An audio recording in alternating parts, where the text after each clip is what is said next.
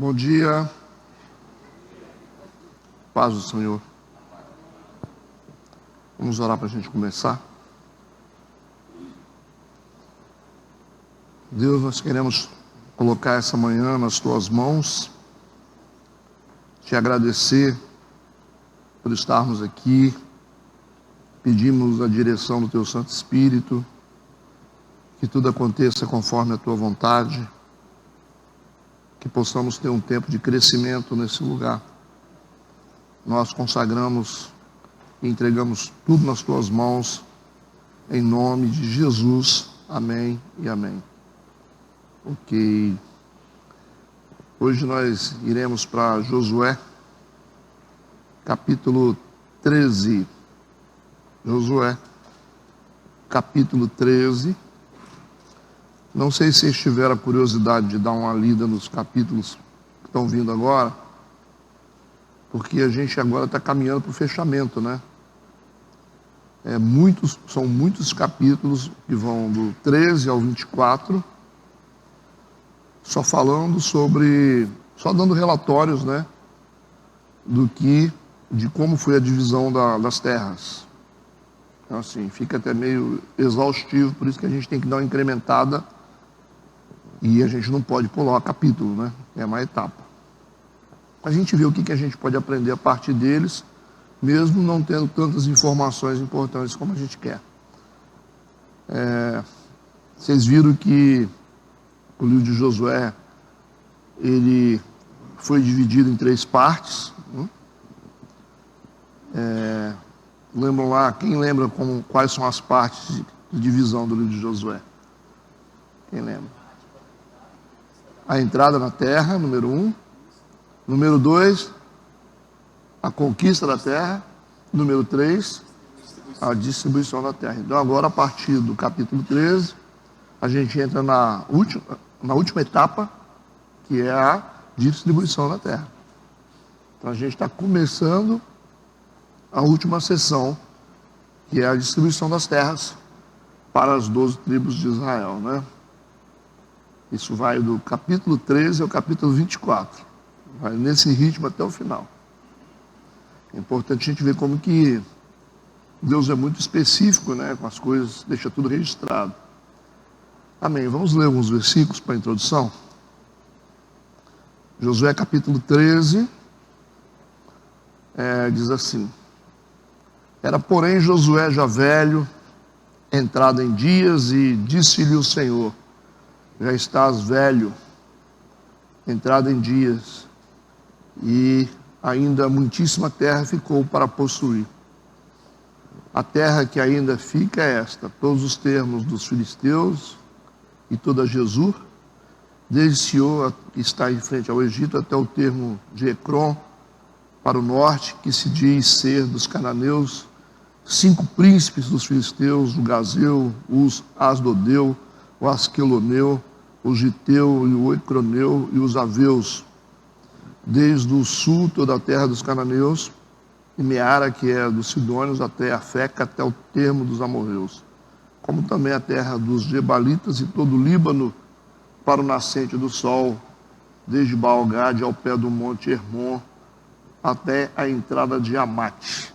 Então, e a sequência é isso aí, é a distribuição das terras para as 12 tribos de Israel.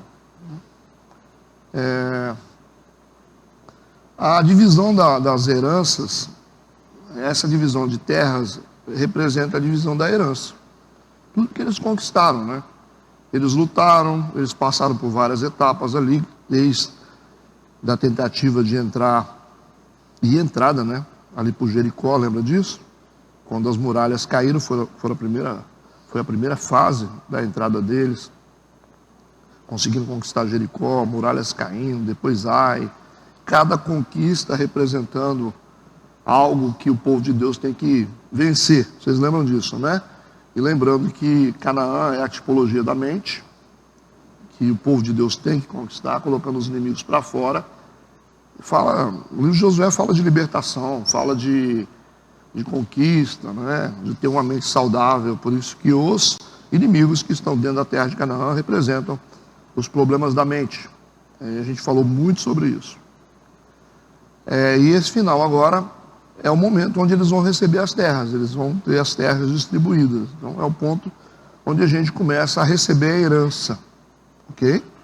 Herança, esse é o significado desses capítulos a partir de agora. A gente luta, a gente passa por libertação, a gente vence as batalhas e depois tem uma herança a ser recebida. Não é verdade? Então assim, Paulo deixou bem claro isso, que embora o herdeiro seja dono de todas as coisas, Paulo fala isso, né? Ele tem direito a todas as coisas do seu pai, enquanto ele é menino, ele não passa de escravo. Entende o que Paulo quis dizer com isso? Mesmo que você seja um herdeiro, você tenha direito, né? Você é descendente de um pai rico. Paulo ensinou isso bastante. Então Paulo é o cara que mais fala sobre isso, sobre essa questão de renovação de mente. Romanos 12, bem conhecido, né? Essa transição mental que nós temos que passar para que possamos herdar as coisas boas de Deus. Então tudo é uma condição mental. Então se você não tiver mentalmente preparado, mentalmente liberto, por mais que o seu Pai Celestial tenha todo o poder, você não receberá do seu Pai aquilo que você tem direito, certo? Porque a fé é uma condição mental, né? Decidir ter fé é uma condição mental. Eu quero ter fé, eu vou agir em fé, eu vou trabalhar em fé, eu vou me posicionar em fé. Então é uma virada de chave. Por isso que a Bíblia diz, sem fé é impossível agradar a Deus, ou sem fé você não vira chave. A linguagem que Deus entende, vou falar isso aqui, a grosso modo, né? É a fé. A linguagem de Deus é a fé. Então, você pode falar o que você quiser, você pode chorar, você pode gritar, você pode pular. Se você não tiver fé, você não acessa. Entende? É uma obrigação nossa acreditar em Deus, independente do que esteja acontecendo. Então nós temos que ter fé. Porque aí nós conseguimos nos conectar. Então a condição mental que revela se a gente tem fé ou não tem. Às vezes os posicionamentos das pessoas. Você está agindo de uma forma errada, você está agindo em desobediência, você está optando por seguir as suas vontades, os seus desejos. Então significa que você não tem uma fé adequada, certo? Para você conquistar. Por isso que a Bíblia fala sobre pouca fé, muita fé, né? Fé do tamanho de um grão de mostarda, né? Ou fé grande, né? Aumenta a minha fé, Deus. A fé ela pode variar de tamanho, de intensidade, e o medidor da fé é a obediência, né? O medidor da fé é a obediência. Como é que eu sei se eu tenho muita fé ou pouca fé? Se eu tenho muita obediência, à medida que eu obedeço, independente de que se eu estou entendendo a situação ou não, se eu estou obedecendo. Às vezes Deus está fazendo coisas que você não está entendendo, mas você fala, não, Deus está fazendo e eu tenho que seguir esse caminho. Deus manda você ir para um lado, você tem que ir. Isso é obediência. Então significa que você realmente acredita em Deus, certo? Aí voltando a esse ponto, eu estou fazendo aqui uma base para você poder entender esse final, né? Indo além do que está escrito aqui, porque aqui é só uma narrativa de distribuição de terra, né? Só um registro, como se fosse um registro de cartório que você vai ler, né? Indo além, Paulo enfatizou isso, né? O fato de você ter uma promessa, de você ser um herdeiro, ninguém garante que você vai receber,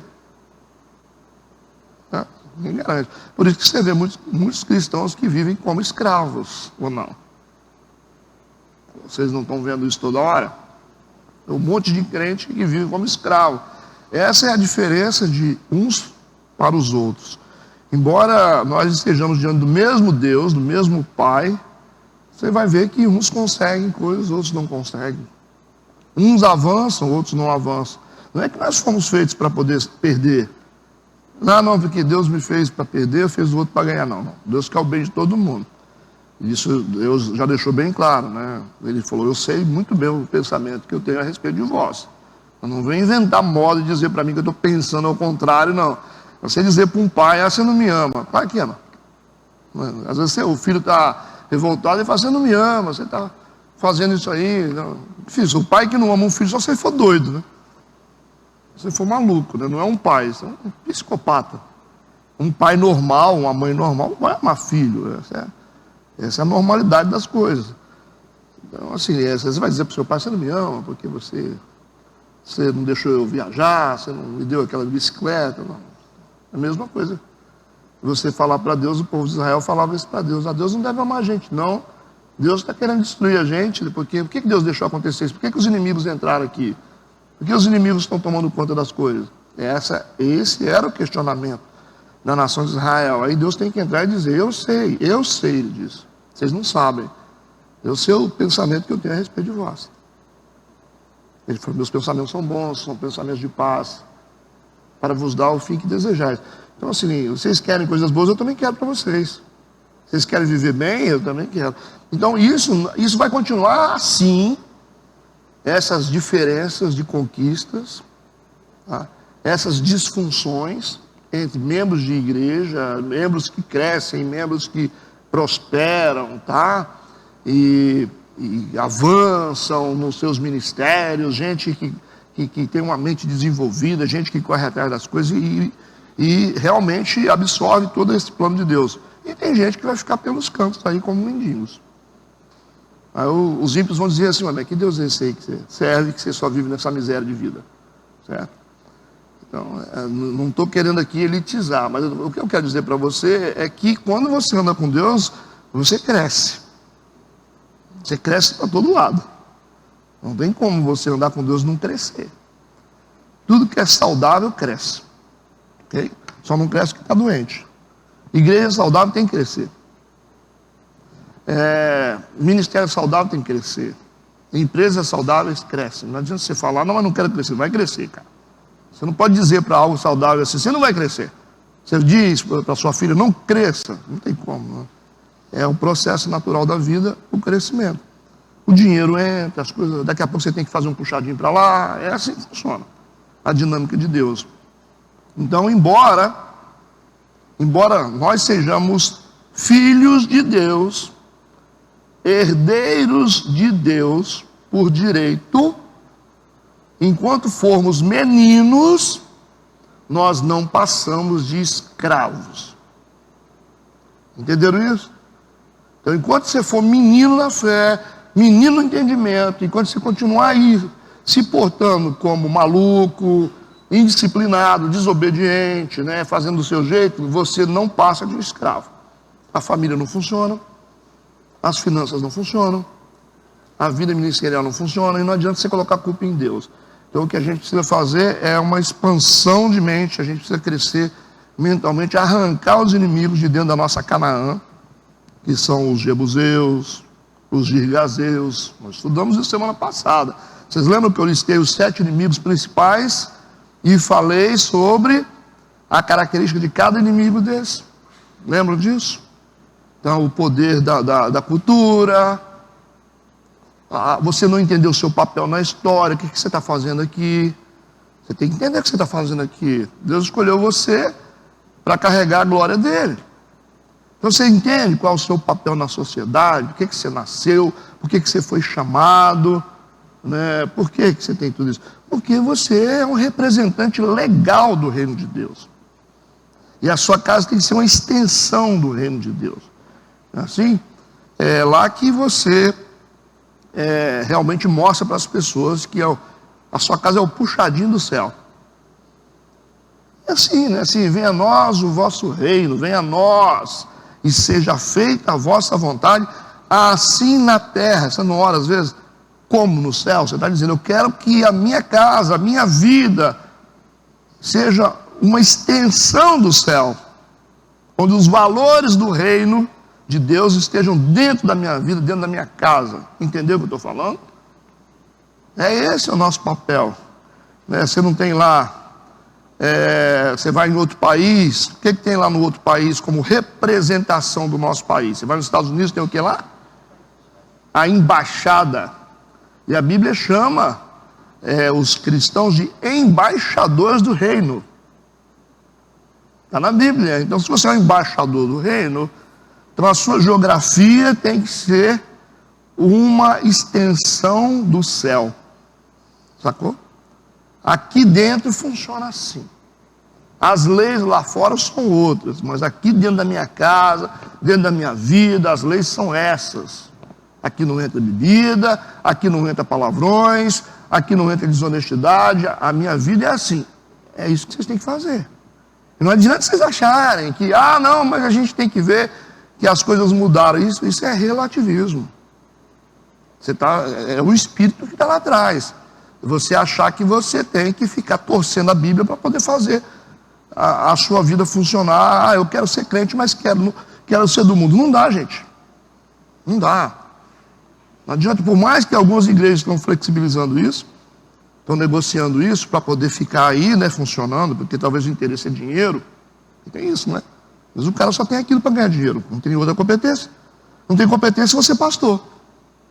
Não é assim? Esse é um fenômeno que aconteceu na década de 80. O cara não tem nada para fazer, é porque eu tenho chamado. O cara não quer trabalhar, não quer fazer nada, aí ele fala assim, não, eu sou pastor por isso. Então, aí vai ser pastor, né? Aí você vê analfabetos de pai e mãe que nunca abriram um livro para ler, não sabem nem somar 2 mais 2 e estão com impérios de todo tamanho. Esse é o problema, né? Então assim, você ser pastor, você ser um cristão, você ter uma missão, é uma coisa muito séria, muito séria. Você foi escolhido para desenvolver um papel na história. Então esse é o caminho. Então, se nós temos aqui a distribuição das terras, agora, depois desse processo todo, nós temos a herança. Então, nós vamos tomar posse da herança, do que Deus tem para nós. Trabalhamos, abrimos mão, temos a nossa herança na terra, lógico. Você vive certo, você procura se alinhar com os princípios, você vai ter uma vida legal. E temos também a nossa herança celeste. Isso, essa é a representação de terras distribuídas. A herança, ela está estabelecendo aqui uma mensagem clara do nosso propósito vocacional na nossa vida. Ok? Nós somos herdeiros de Deus. Somos herdeiros de Deus. E a gente vai fazer tudo para entender isso. Entenderam isso? Então todo o processo responsável de libertação vai nos conectar com o nosso destino vocacional. É o nosso destino. Nosso destino é influenciar as pessoas a respeito de Deus. Nosso destino é ser exemplo. Nosso destino é ter relevância. Nosso destino é mostrar como funcionam as coisas, como devem ser as coisas, como devem ser as empresas. A sua empresa é um modelo de como deve ser uma empresa do reino. Sua família é um modelo de como deve ser. Pastor, mas as famílias estão acabando. Acaba de lá, de cá não vai acabar não. Você vai acabar com a sua, com a minha não. Certo? Então, assim, as resistências contra essa guerra cultural, somos nós que fazemos. Nós estamos fazendo guerra. E a guerra é mental. A guerra é cultural, não é guerra de espada mais. Antigamente os caras entravam aí de lança, espada, cavalo. Nosso negócio agora é uma guerra intelectual, é uma guerra mental, uma guerra cultural nas universidades, nas ruas, nas empresas. Entendeu o que eu estou falando? Então, assim, é muito maior do que a gente pensa. Será que nós estamos preparados para entender esse nível de guerra? Não vamos ficar só expulsando capeta aí para aparecer para os outros. Fazendo culto de igreja para dizer, o capeta, puxa o rabo do capeta. Ou nós vamos entender que a guerra é uma guerra muito mais inteligente. É uma guerra de cultura. Eu volto a dizer para vocês, a igreja é a forma mais eficiente de travar uma guerra cultural. É a melhor coisa. Nós estamos recrutando soldados aqui.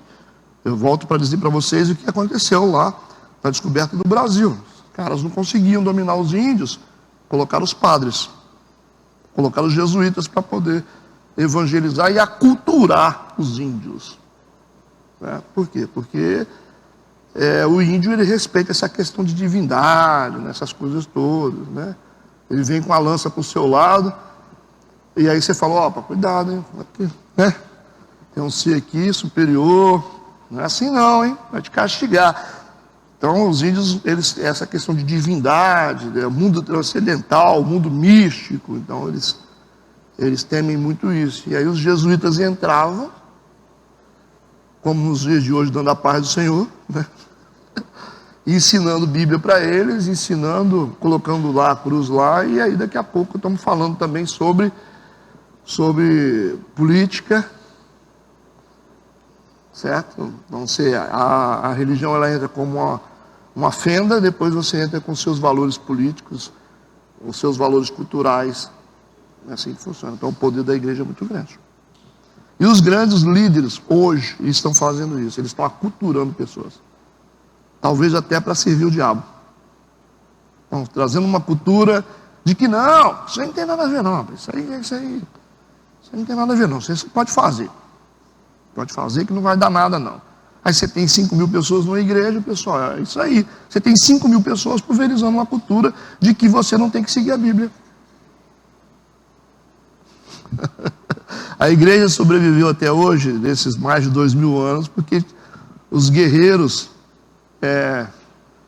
vamos dizer que guerreiros espirituais e culturais estavam de pé. A cultura que o apóstolo Paulo trouxe, ela era muito superior aos outros discípulos que eram pescadores. Então, quando Paulo quando a evangelização para os gentios passa a ser uma grande necessidade, você precisa de uma mente muito mais avançada. Aí não dá mais para você ter o Pedro que fica querendo cortar a cabeça do pessoal com a espada.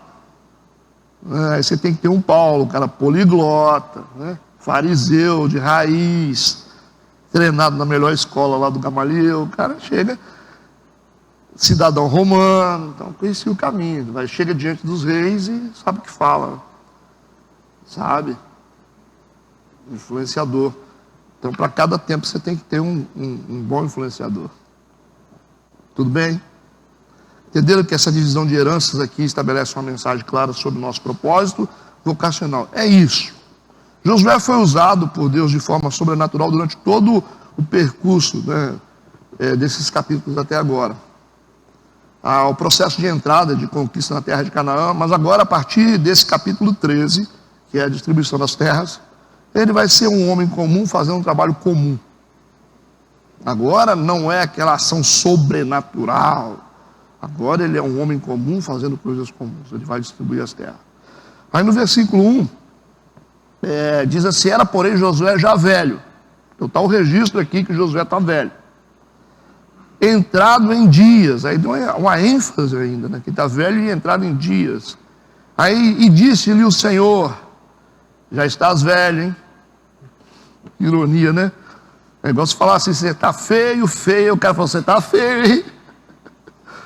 Então assim, Deus chega para ele e dá uma ênfase naquilo que ele já está sabendo, já está velho, já está cansado, né?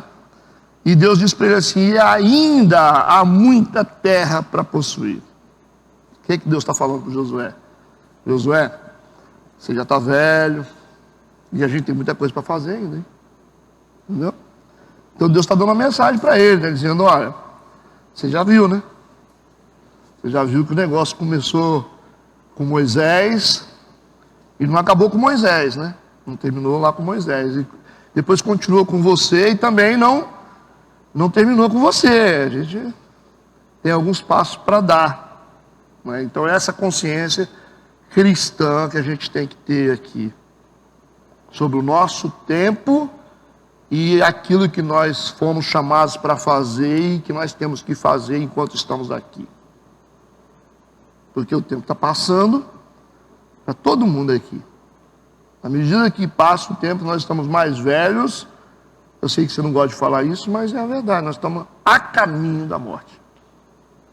Dando passos a caminho da morte. Por mais que você seja lento para pensar, lento para decidir as coisas, você tem que entender que você está ficando velho e que você não fez o seu papel na história. Você não desenvolveu. Então você fica cheio de ideia, e falando, discutindo, preocupado com a vida do outro. Se o outro está usando isso, não está usando aquilo, você está preocupado. Mas você não esqueceu, você está esquecendo de que você tem algo para fazer.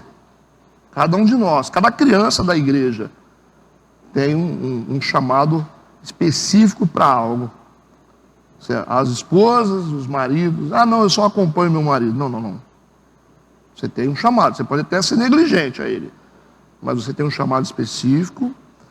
As crianças têm chamados específicos, tá? Todos nós que estamos aqui. temos uma responsabilidade espiritual, certo? Se você não quiser fazer, Deus vai levantar outro depois, mas saiba que você tem, tá? Então Josué aqui, ele tem, apesar de Deus ter falado para ele que está velho, e nesse tempo o cara vivia um pouquinho mais, mas ele está com aproximadamente 100 anos.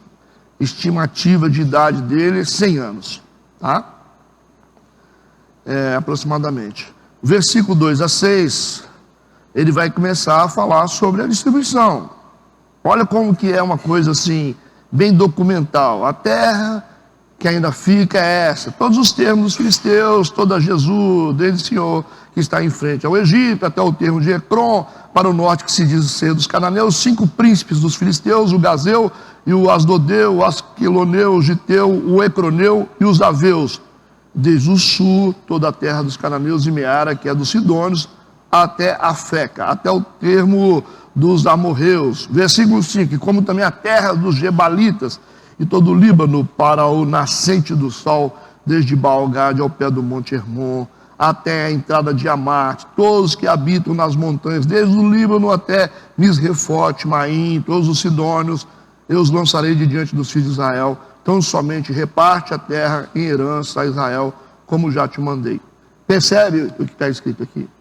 Ah, pastor, mas isso aí é um negócio que não tem nem necessidade de ler. É um documento, está registrado o que Deus fez, o que Deus prometeu, o que Deus fez, está sendo agora apresentado como um registro. Essa é a fidelidade de Deus. Tanto é importante que está escrito. E a gente precisa ter sabedoria para saber, para entender o que Deus quer dizer a respeito disso aí. O que a gente aprende com isso? É que Deus é um Deus de detalhes? Sim, Deus é um Deus de detalhes. Ele fala, Ele faz e Ele registra. É um Deus de detalhes. Se Deus é um Deus de detalhes, aquilo que nós fazemos não passa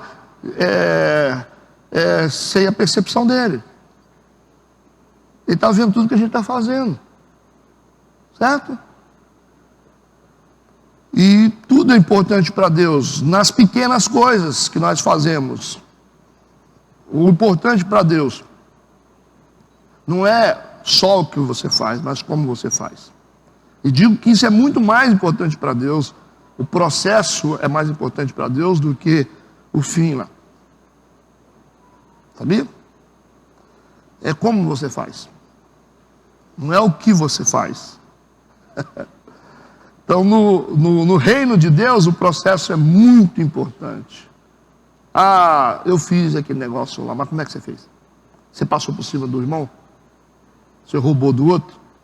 Ah, que eu levantei uma igreja lá, um monte de gente, mas como você levantou? Tirando das outras igrejas, falando lá, denegrindo a vida dos outros, como é que você fez isso aí? Percebe? Que o processo é tão importante, talvez até mais importante do que o fim. Então assim, como que a gente está fazendo? A gente está tomando Santa Ceia, a gente está entregando dízimo, a gente está fazendo isso, mas como que a gente está fazendo? Qual a motivação do seu coração? Não sei, às vezes motivação errada. Você canta por quê? Você louva por quê? Você prega por quê? Tem gente que está querendo pregar, ou querendo cantar ou tocar, mas a motivação está totalmente errada. Às vezes não é Cristo. Às vezes a motivação de estar no palco. Não é verdade? E tudo isso, embora a gente consiga enganar as pessoas, Deus está vendo tudo. E é para Ele que nós vamos ter que prestar conta disso. Pode fazer o seu show do jeito que você quiser, pode pagar de crente, compra uma Bíblia bonita para você, pode comprar, bota uma roupa bonita e pode falar bonito igual você gosta de falar. Vamos orar, né, irmão? Tem essas coisas. Eu já falei, eu detesto gente perfeita demais, eu gosto de gente normal. Então tem gente que é tão espiritual que eu tenho até medo. Tenho medo.